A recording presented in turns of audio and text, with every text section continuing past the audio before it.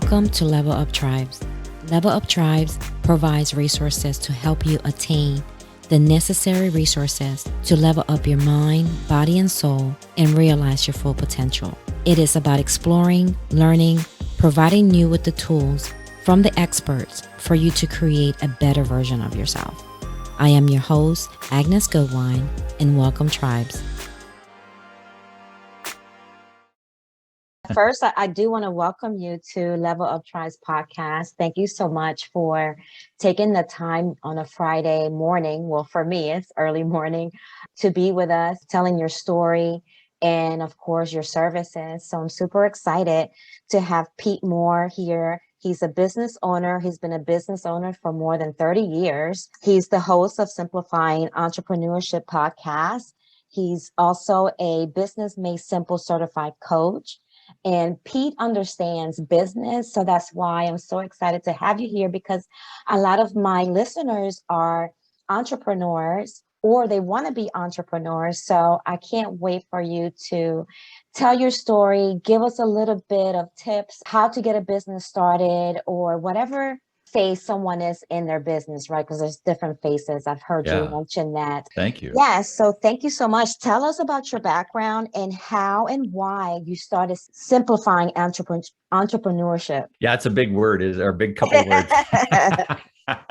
I should have maybe shortened it down a little bit, but I wanted to get the idea around, what the whole business is about. And that's what it's about. I mean, that those two words, simplifying entrepreneurship. Yeah. Entrepreneurship is frustrating sometimes. It's overwhelming. It's where do I start? What do I do? All the craziness, Agnes, thanks so much for having me on your podcast. And I think we'll have a great conversation here today. And, as you mentioned, I've been an entrepreneur pretty much all my life. And I started off, young, cutting grass and doing all that stuff and making crafts with my mom to bring to local retailers and stuff like that. And, had that entrepreneurial sort of vibe from early on, and went through university. And all through university, I was, doing landscaping and cutting grass and had my own businesses and different things like that. After university, when I finished, I went to work for my dad's best friend at the time. His name was Peter, who I'm named after. And really? And so I worked for him for a short time. Peter's a great guy and loved his business. But during that sort of time, I really realized that it wasn't for me. And it wasn't for me to work for someone else. I wanted to make my own way, to, do what I wanted to do in the way that I wanted to do it, and branch out and do that sort of stuff. So I became a business owner, and like official, with the whole thing after university. It wasn't just a kind of a summer job type business. It was a real one. And I bought a franchise, and we did bathroom renovations and sprayed bathtubs and did bathtub liners, and we did kitchens and refacing, all sorts of stuff. And I ran that business for about 15 years. Oh, wow. And along with that business, I actually bought another business too, which was a cleaning franchise. And that cleaning franchise, we grew from, when I took it over, it was sort of an abysmal 30 clients. And when I sold it, we were around 300 clients. And that was that same, I've usually had two businesses sort of on the go my whole career. And there's reasons behind that too, just in splitting sort of some of the, let's call it, if one's good, the other one may not be. And you're kind of always playing off those two different ones so that you have a backup in mind. We went through a big season here with COVID, and with those kind of things, you always have to plan for what could, things that have detrimental effects, I guess. And so I've always had a couple of businesses on the go to split that up, and so that I had different income streams and I wasn't fully reliant upon one. So when I elected to go back and take my executive MBA in 2007, my sort of goal then was I wanted to go back, take my executive MBA and get sort of that side of things and learning and all of that, thinking I was going to maybe go into big business for a few years and then come back to entrepreneurship after that. Well, that's when the crash happened. And at the end of 2009, they weren't really hiring executive MBAs and all that sort of stuff. They were laying those people off. Yeah. So I went in to become a realtor, and I had sold those two businesses. I became a realtor and a business broker, helping other people buy and sell businesses. And that's how I found one of the businesses that I currently own, which is called Shoetopia here in Canada. And we own a couple of shoe stores. And from that perspective, I pitched that business to somebody else. And that person basically said, it's not for me. It's 6 hours away. I'll never get my family to move to some little small town in southwestern Ontario. And I'm like, this is a really good business. And it's something that I was interested in. And I hadn't done retail before. I'd done service most of my career. So I took it on, and my wife and I made the move and brought the family, of course, all that sort of stuff. And we started Shoetopia in 2010. Well, we took over Shoetopia. Then we bought another business, another shoe store, and then we opened another one. And then we've since closed one because it wasn't doing well. And one of the lessons learned in entrepreneurship is if things aren't doing well, it's like you have to exit them quickly. So that was one of the things that was, I'll call it, part of my learning. Yes.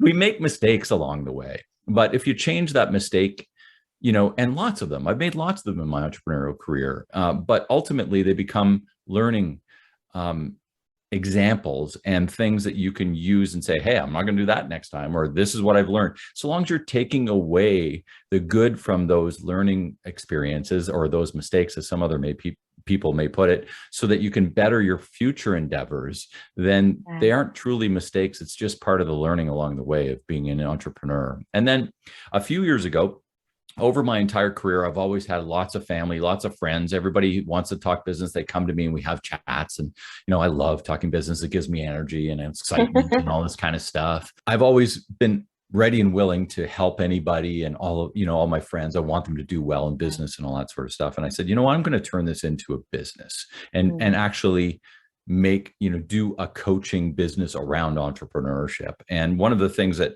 allows me to do that is that I have my shoe stores running on what I call turnkey operations. So I don't need to literally spend all my waking hours at our stores. What does that mean? That term you just used for your business? The turnkey business? Well, that's what it means. It means I don't necessarily need to spend all my waking hours there. And from that perspective, I can literally turn the key and walk away, and the business will run itself.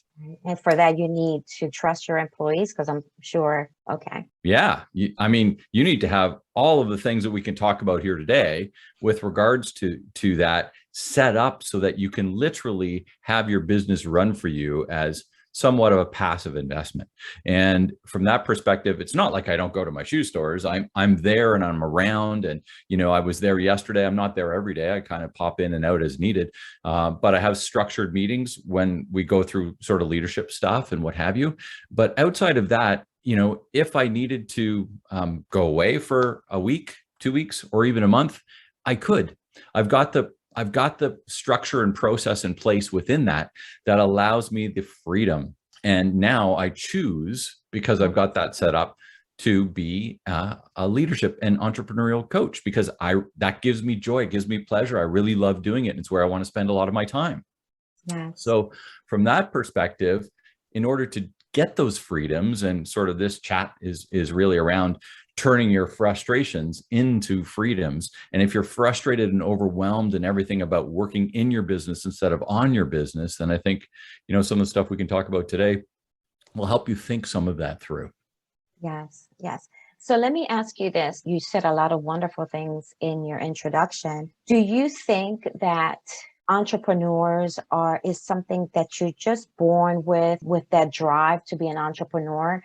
Or does it require to be around people? Because I think I kept hearing a community around you your entire life. So that kind of built your entrepreneurship. So which one is it? Are you born to be? That's deep.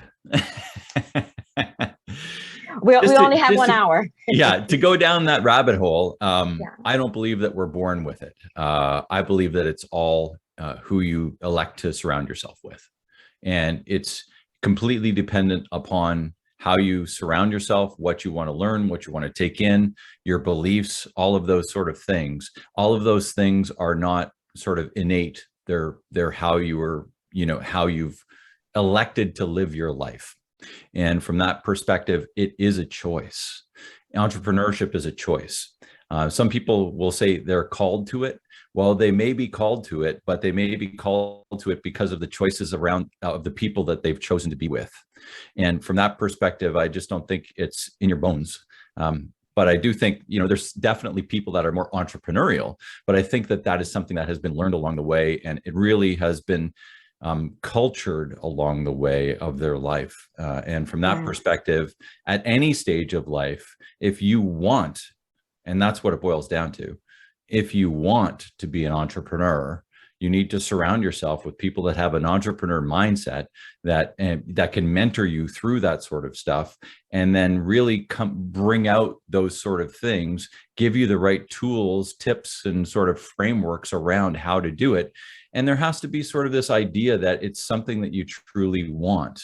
And that's part of the exploration too, Agnes, is, do you really want to be an entrepreneur? Because there's a lot of stuff behind being an entrepreneur. And some people go in saying, hey, I love to quilt and maybe I should own a quilt store. Well, there's more to it than just owning a quilt store or, any of those passions. Let's call them passion projects. A lot of people get into business because they're passionate about something, but you really have to understand how business operates if you truly want that passion to provide you with income. It's one thing if you don't need the income and you just want to do it because you want to do it, and that's fine. Then I don't really consider those entrepreneurs. I consider those hobbyists. Yes, absolutely. And you talk about that as well. You talk about the 4 Ps. Do you mind sharing that with the audience? Sure, absolutely. So when I look at the 4 Ps, it's kind of this idea of transforming your worries into wants or your frustrations into freedoms. And when we look at that transformation, how do we do that? And whether you're starting a new business or whether you're living in your business right now and working sort of 60 hours a week, frustrated and sort of in your business and never having the time to work on it or have it turnkey, like we talked about with our shoe stores, the 4 Ps around that. Well, it starts with product. P, number 1, is product. Do you actually have a product that people care about and want? Just because you think they want it, do they actually want it? Yeah. Will they actually pay for it? And when I use the word product, it could be a service too, but service doesn't start with P. So I started with product. But yeah, it's the same idea. What's your offering, right? And if you don't have an offering that people truly will pay for and that you can consistently sort of roll through there, you really don't have a business. And that's the issue. A lot, again, going back to that hobbyist type thing, a lot of people love their hobby and all this sort of stuff, but it's their hobby. It may not be other people's hobby. And to take that into a business, you really need to test and try and work through that stuff. And for people that have been in business for a long time, they need to go back and look at some of what I call their legacy products and services and see whether they're even still relevant. We think they're relevant because they made us a lot of money over the last, 5, 10, 15, 20 years, but they may not be relevant anymore. And for the amount of effort, time, and work that you're putting in to keep those things afloat, it may be better to be looking. And that's another thing. People get sort of all engulfed in the idea that this product has been around. So they're not even looking towards new stuff. What's new and reinventing within your business? And they might get attached to that product. For sure. And that's a real problem. It's a real problem, not only for startups, but for existing businesses too. And knowing when, again, just like I said with that one store, knowing when to cut something loose. So first of all, you got to really look and hone in on that product mix, because without the right product, you're not going to have the cash flow. And without the cash flow, you're not going to have a business, and that's the difference there, is really aligning that product. The next piece is process. So many businesses die because they don't have proper processes in place.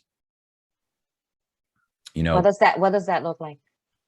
It looks, well, there's so many different processes in a business. I mean, your marketing structures, the way you hire and fire people, the processes within taking your product and actually supplying it to your client, and what does that look like afterwards? Like how are you marketing, how are you supplying it when they're actually buying, and what does it look like afterwards?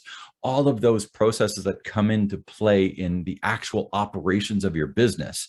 How are you accepting payment, and how are you ensuring that your promise is being delivered to your client? All of these things around the process is such an important piece and often overlooked. People do things sort of willy-nilly, expecting that your client is actually going to know what to do. Well, they don't know what to do. You have to align the process in place, all of these different things. There should be process for every piece of your business that has any question around it at all. And those processes aren't set in stone. It's kind of like we talked about with the products. You need to be always improving them. And the ones that aren't useful anymore, they were useful 6 months ago, 6 years ago, doesn't mean that they're useful now. So I encourage anybody that has, processes in place, that they need to go back, revisit those way more often than they are. And if you don't have any in place, or if you're missing them in these other areas of your business, whether it's the marketing side of things, the operation side of things, the financial side of things, then you need to put them in place like yesterday. They have to be in place, or else you're going to have frustration. And you're going to have that overwhelm. And, the things that are repeated every day, repeat, you should be able to automate those in some way, and you should be able to delegate those in some way. So getting all of those different processes in place, whether it's by delegating to somebody within your team, or outsourcing to an outsource partner, or setting up an automation, so many wonderful automations that help us do things in business every day. That's all those different processes around the idea of what you can be doing to eliminate the frustration and overwhelm, and, get your time back as the leader of the business. Yes, find that freedom that you talk about.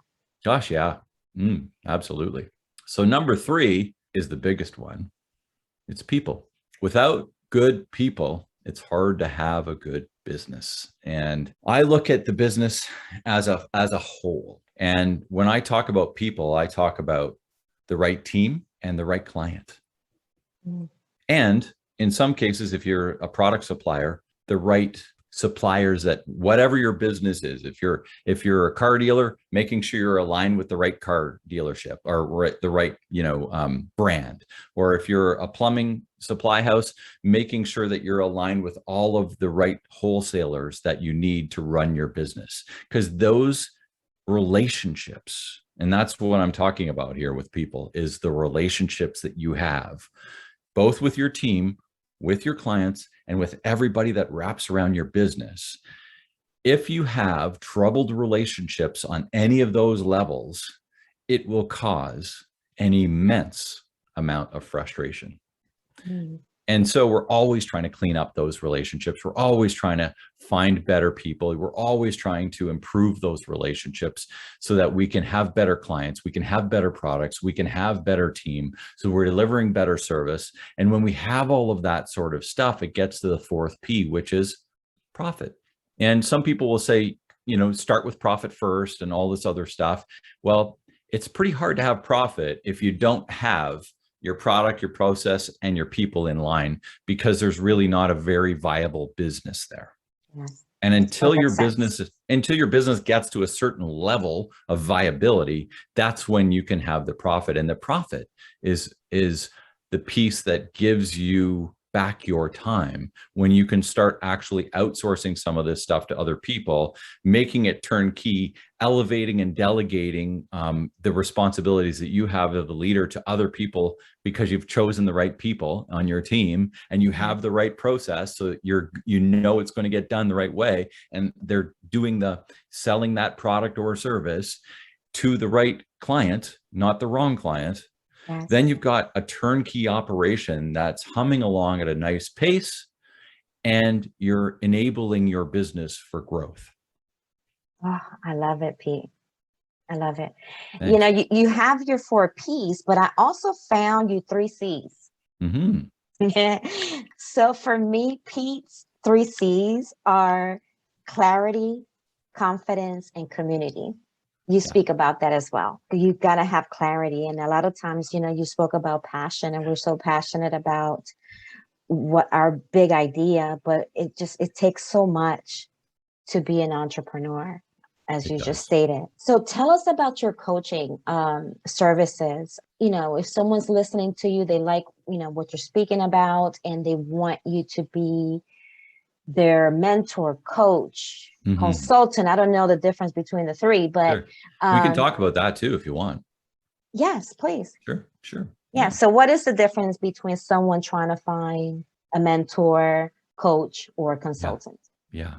So putting it very simply, a mentor or coach, the way I see it, is pretty much, I loop them in the same sort of vein. And then the consultant, I don't. So the difference is, are you looking to have something done for you, or are you looking to do it yourself with help?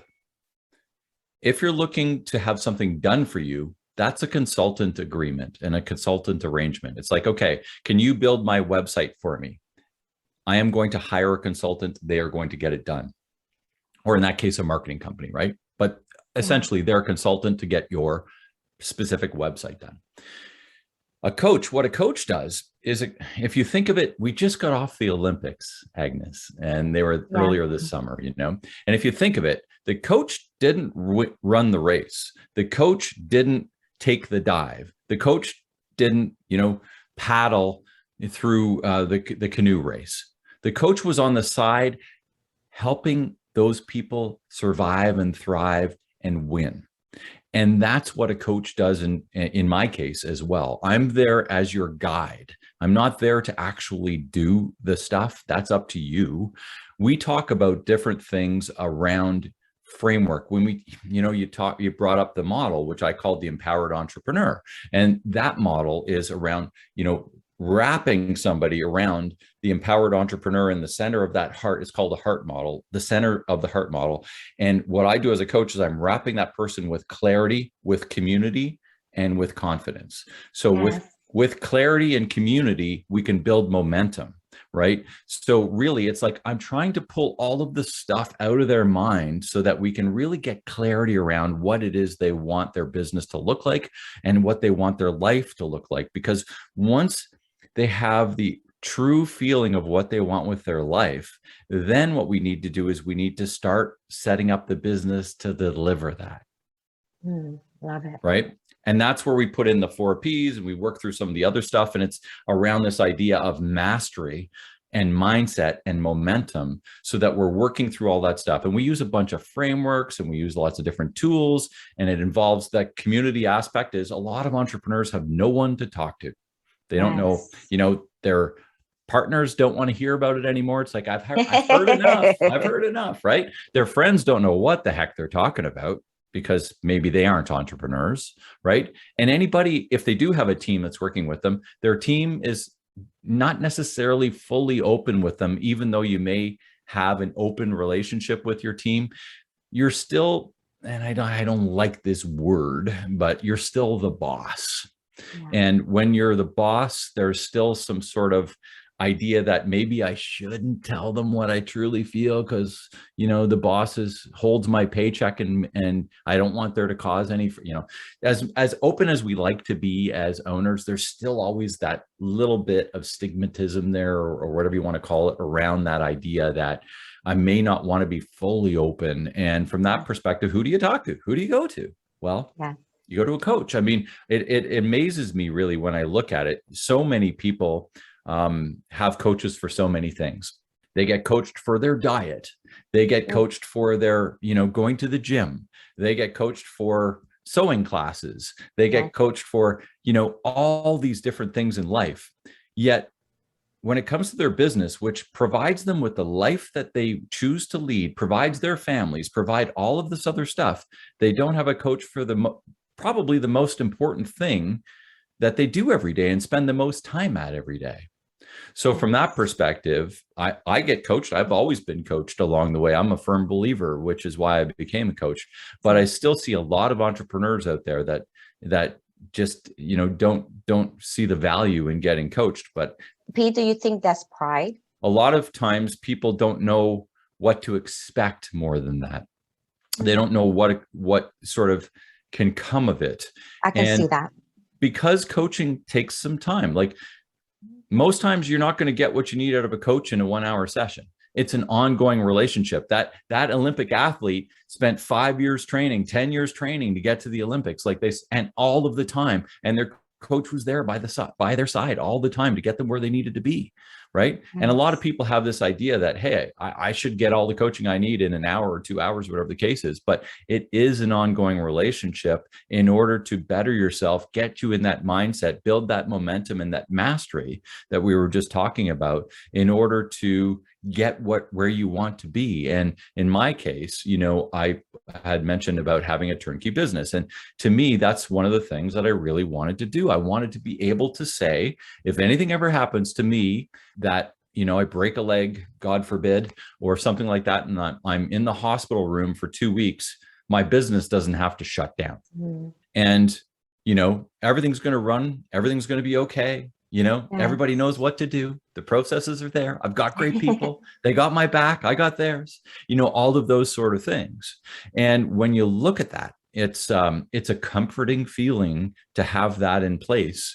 And it's something that a lot of people just don't have in place. So when you kind of go through that, that's where a coach can kind of come in and help you through some of that stuff, because it's your business, they're your processes, they're your people, all of those things. So we kind of go through all of those different things in the package, one at a time, depending on what's most crucial, and give that person their freedom again. Yes.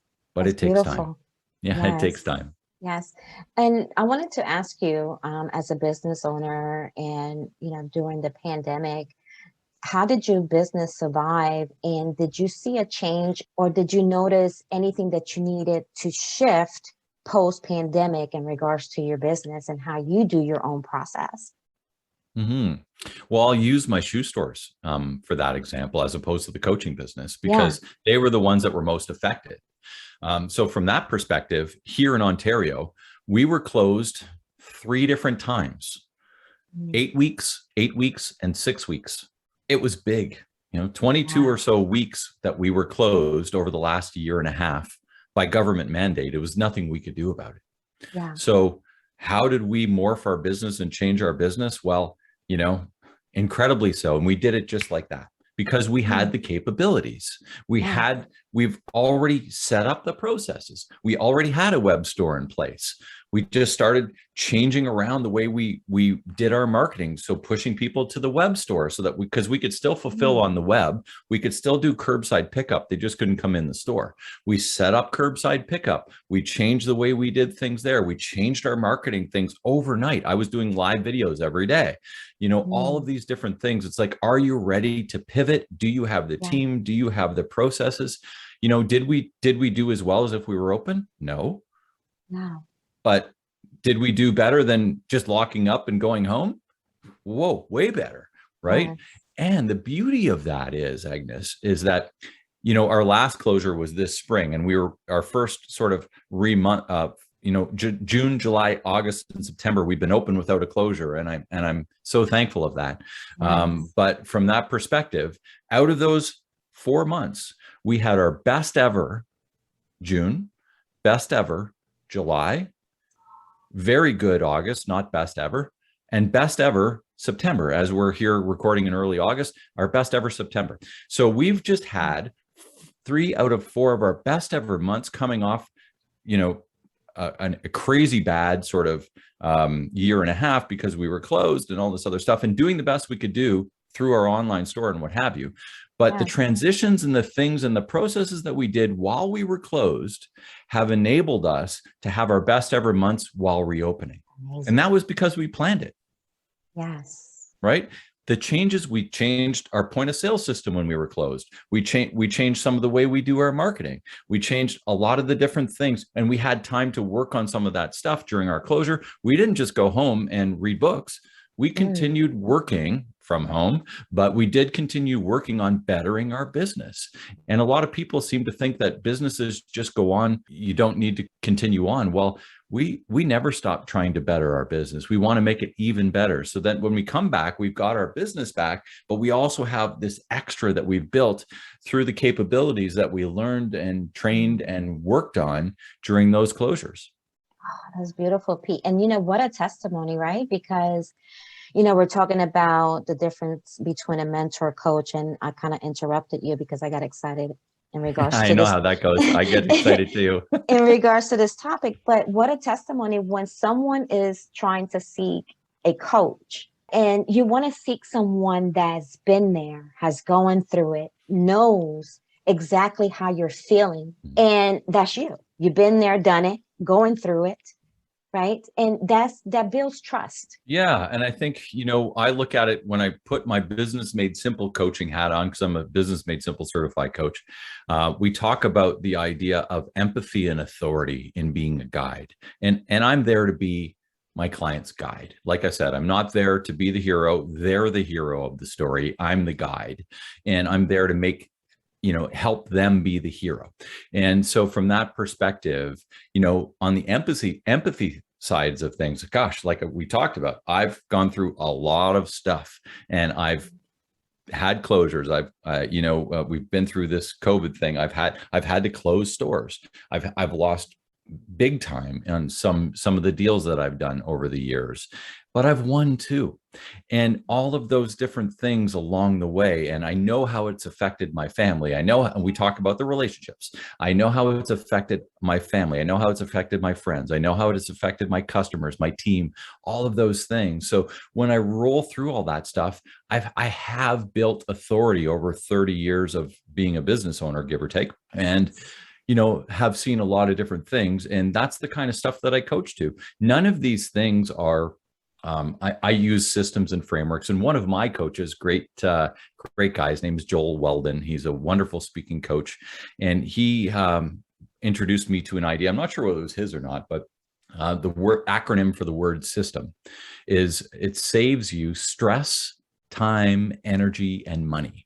So from that perspective, I've built a lot of systems. I use other people's systems too. As you can see, for anybody who's watching the video behind me, there's a lot of books and a lot of sort of learning and all this other stuff. I'm always learning different things. And you know what? There's a lot of systems out there that are awesome. So sometimes we introduce other people's systems. That's great, because if it's going to work, it doesn't have to be my system. It just has to be the right system for you in order to push you through and enable you to get through whatever challenge you're facing and the problems that you're facing that we're going through in your business, so that you can have a better life and a better business for them. That's beautiful transparency there. So you talked about coach, right? And what the coach does. Yeah. And so what's the difference between the mentor and the coach? For me, not much. Mentoring and coaching, depending, I guess some people have their own systems and they're just going to coach to those systems. I think the mentorship part comes with a bit more wisdom, maybe. I think from that side of things, it's like, have you been there? Have you done it? I think there's a lot of people that have kind of come up, and I'll use professors in university as an example. There's a lot of professors in university teaching business school that have never run a business. They've never, they've taught business all their career, maybe 40 years they've taught business, but they've never actually run a business. They've never actually had to do it. They've never gone through the trials and tribulations. They've never done any of that sort of stuff. So I think they can still coach certain models, and they can coach certain frameworks, and they can coach certain things like that. And there's lots of business coaches out there like that too, that maybe haven't actually been in business for maybe they were 20 years ago, but the last 20 or 30 years, they really haven't.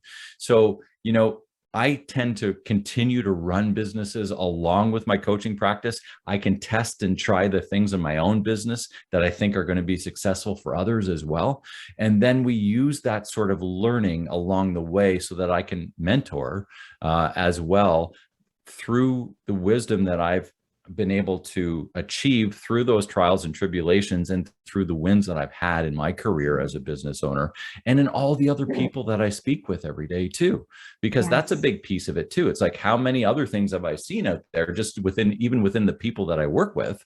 And it's like, wow, this is what we did with that insurance agent. This is what we did with this lawyer. This is what we did with this retail business or this service business. And how are we when I'm able to work with different clients in different sectors, that brings even more to the table for anybody that I'm talking to, because it's like, wow, we can take that and use it here because this really worked well. And let's talk about this and see if you think it's going to work, you know? Yes, yes. So coach will give you the clarity that you need, right? And pushing your idea forward. Mentor is someone that just gives you that drive that you need, that momentum. And then a consultant will be the person or company that does the job for you. Yeah, like I said, I kind of lump coach and mentor together, and Yeah. that's sort of the level of coach that you're getting. You know, if you're kind of from a mentorship side, and a lot of mentorship. So the other thing you can look at too, and some mentorships, there's paid mentorships and there's not paid mentorships, right? So you can also look for somebody who is going to be an unpaid mentor that's just happy to help you out and can work through different things and all of those. So that's a different type of mentorship relationship as well, you know. Okay. And I strongly encourage you to find as many mentors from that sort of perspective in different avenues of your business that can help you Yes. through that sort of stuff. Just in easy conversations, you find people like that at the Chamber of Commerce, or you know, Hmm. just some of your friends Yeah. can say, hey, listen, do you know anybody who can help me out a little bit with marketing and some of that sort of stuff, and give you a few ideas. It's neat to have a couple of those people in your circle of knowledge, you know, that we had talked about sort of off the bat. But then when it comes to a paid relationship, that changes things a little bit. And then from the consulting side, yeah, I look at consulting side as a done for you model. And I think that's the Hmm. easiest way to think of consultants, is that, hey, if you want something done for you, then you don't need a coach, you need a consultant, or somebody who's actually going to do it for you. Someone that's listening and loves what you're talking about, Pete, what steps can they take to reach out to you? Is there an assessment that they have to do on your website? Can you talk about those services a little bit? Sure. My pleasure. We do have an assessment on the website. So my website is simplifyingentrepreneurship.com. You can find it very easily. If you just Google Simplifying Entrepreneurship, you'll find my podcast, you'll find my website, you'll find all of the different sort of stuff around what I do, my YouTube channel. I'm on Instagram and on Facebook under Pete Mohr. So Mohr is the correct spelling of my last name. But when you go on the website, and I'm just in the midst of changing, I'm hoping to have changed by the end of October. So depending on when you're releasing a new assessment, but there's always an assessment there. It's in the upper right-hand corner, the most prime spot of anybody's website. But basically it's take the assessment, and that assessment may change here in the next little bit, but at the same time, there's always an assessment there. And what that does is it just sort of rolls through and gets those ideas flowing. It gets those Mhm. ideas flowing about your business. How am I on execution? How am I on leadership? How am I on marketing? How am I on Mm. operations? How, you know, all these different areas of your business, so that, and you're going to self-rate yourself. And from that perspective, you just got to be honest with yourself on how you're feeling about those different levels of your business, because at the end of it, you get back this idea around, and the new one's going to be quite in depth. But basically you get back this report that gives you all the sorts of things that you need to be working on. And whether you Mm. choose to work on those on your own, or whether you choose to work on those with a coach like me or someone else, then it just gives you that framework to go ahead and say, oh, I'm really good at this. And yeah, I do maybe need to work at some of these things in the next quarter or the next year. I love your drive. I love your passion. Thank you. Thank you. Yes.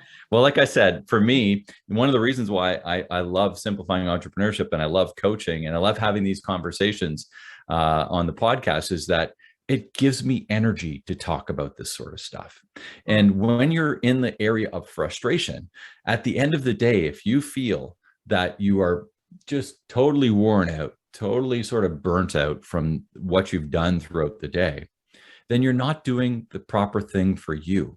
And Mm. that's the idea of turnkeying your business and elevating some of the stuff, elevating yourself out of those mired down jobs that you don't want to do, that strain and drain you.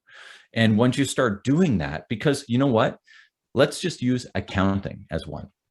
Okay. Either you kind of love accounting or you don't. You either love getting into the books and reconciling stuff, and it's like, woohoo, I reconciled it, you know, and you get that, you know, you have that feeling of accomplishment, or you're like, oh my God, I have to reconcile my Visa statement. It's like, oh God, I don't want, I'm going to procrastinate this. I just hate it. So, but if you're doing those things that you hate, it's draining your energy. Mm. But we get back to the people side of things, of those 4 Ps. If you have the right people on your team, there's somebody on your team that absolutely loves that. That's that gives them the power. That gives them the feeling of woohoo. I just did it. It's like I've had a high. I just spent an hour reconciling the visa and I got it, nailed it. For me, that's like, oh my God, no Yes. thanks. Right. Mm-hmm. So that's the kind of thing that we're talking about when you can roll through that. And the things that give you sort of this power and energy and passion are the things that you want to be doing in your business every day, so that it doesn't even feel like work. It feels Right. as though at the end of your day, you're just feeling, wow, I just had a great day, and that's how I want to live in my business every day. Oh, yes. And I think that's where everyone is post this pandemic. I think people had an awakening last year and now they're shifting into, their passion projects. So you're going to be a busy guy in the next couple of years. I'm hoping. So I wanted to ask you, you have all these, wonderful books behind you. I do. Uh, what's your favorite book? Well, I am a Business Made Simple coach. Yeah. So Business Made Simple is one that I think is really a great book for people, whether you're starting in business or whether you're actually somebody like me who's been around for a long time. These lessons in this book are awesome. It gets you thinking about things. It gets you rejuvenated into the idea of all these different areas that you might just need to refresh a little bit, look at a little bit, improve a little bit. So from that perspective, I mean, I'm in the process of writing a book around the 4P model right That now. was going to be my next So question. yeah, so I can't, tell you when that's lining, but Yay. it's in the works and process around that. So love books. I also have it's called the Simplifying Entrepreneurship Book Club for entrepreneurs, and that's a Facebook group. If anybody would like to join us, we pick a book every month and go through the book, and then we have a Zoom call the last Friday of every month and just kind of banter around what everybody learned in the book. So that's just Awesome. a book club that because I love books, and we were talking about never ending learning and always, so it's just one of those little additional ones that we do for anybody who wants to join in. Always happy to have smiling faces on that call every month as well. I love it. Well, when you do your book, once it's finished, please do the audio, but with your voice. Thank you. Appreciate that. Yes, awesome voice. So what's next for you besides your upcoming book? Any other project? My main project for this past sort of 6 months has been getting my podcast up and running. And from that perspective, we're 20 episodes in this week, Awesome. and I've got another 15 or so laid out. So I'm loving the podcast and I'm really enjoying that right now. I'm also on Clubhouse fairly regularly, and we have rooms on Clubhouse that we open up under the Simplifying Business Club. And from that perspective, there's lots of different things that I'm working on through different frameworks. I love frameworks. So I'm always building models and thinking about how to position things from the business aspect so that we can better our businesses. And that's the stuff that really, I do that every morning. I've created a planner system that happy to share with anybody here as well, called the One Page Planner, and how I set up my day and how I set up my life, my year, all of that sort of stuff. Oh, wow. So yes, you can reach out to me at Simplifying Entrepreneurship, Pete at simplifyingentrpreneurship.com. Happy to provide that with you too. It's just a PDF. You can print them out. I use my iPad for them, but Awesome. it's one of those things that it just enables you to get your thinking right every day. And when you have your thinking right, you have that clarity that we talked about. And then you can, from the clarity, you can put in what I call your prime priorities and work through your prime priorities, understanding that they lead into making your quarter, making your year, making your life essentially. And when we have all of that sort of stuff in place, life, you understand your purpose, your why, all of that stuff. And that's when you can really start with that clarity, building the business that's going to provide you with that. Awesome. Is there anything else you would like to add or discuss that perhaps we didn't touch on today? Well, we could talk for a I long know. time. I know. I've been loving this. You gave us so many golden nuggets in regards to Nice. entrepreneurship. I do want to ask you off topic, the guitars, do you play? Yes, I do. I do. I was played in a bluegrass band for many years, and behind me on this side is a mandolin. I just bought an electric guitar for the first time in about 15 years. So this is an electric guitar Oh, on this side because I pulled down my acoustic that was on that wall as I'm heading to see some family this weekend, and I'm going to play some tunes with one of my cousins that I haven't had a chance to do. So that's in the guitar case behind me on the floor right now and ready to roll. But oh, I love love it. music has always been a big part of my life, and it's just one of those things that when we look at our time, right? And today it's Mm, about trying to give you your time back, because that's the biggest frustration that most entrepreneurs have, is that they get mired down into all of these tasks they don't want to do. And for yes. me, part of having the time to do what I want to do, I'm going to go see my parents. I live 6 hours away. I'm going to drive down, see my parents, bring my instruments, see some friends when I'm there, and not have to Mhm. worry about what goes on at my stores this weekend, because that system has been set up in place. Those things are there. I've got great people. I've got great process. I've got great product.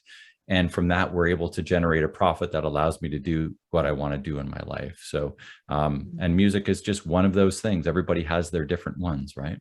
Yes, yes. Thank you so much. My It's been pleasure. a pleasure just getting to know you, getting to know your story, Thank you. and all your services this morning. And what is the best way? I think you mentioned it before, but if you don't mind Mhm. mentioning it again, the best way for our listeners to contact you. The most direct way is Peter at simplifyingentrepreneurship.com. So that's my email. You can reach out to me there, or like I said, just type in simplifying entrepreneurship on Google and you'll be linked into either my LinkedIn profile. You can catch me there, or Instagram, Facebook. I mean, I'm sort of anywhere linked to simplifying entrepreneurship. You'll be able to catch a hold of me and we'll have a conversation.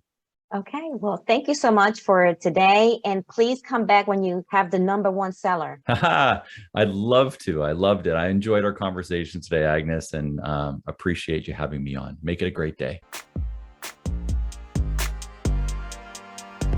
Thank you for listening. Please visit the website at www.leveluptribes.com. And please subscribe to the podcast and share with your family and friends. Be sure to tune in to our next episode. Catch you all next time, my beloved tribes.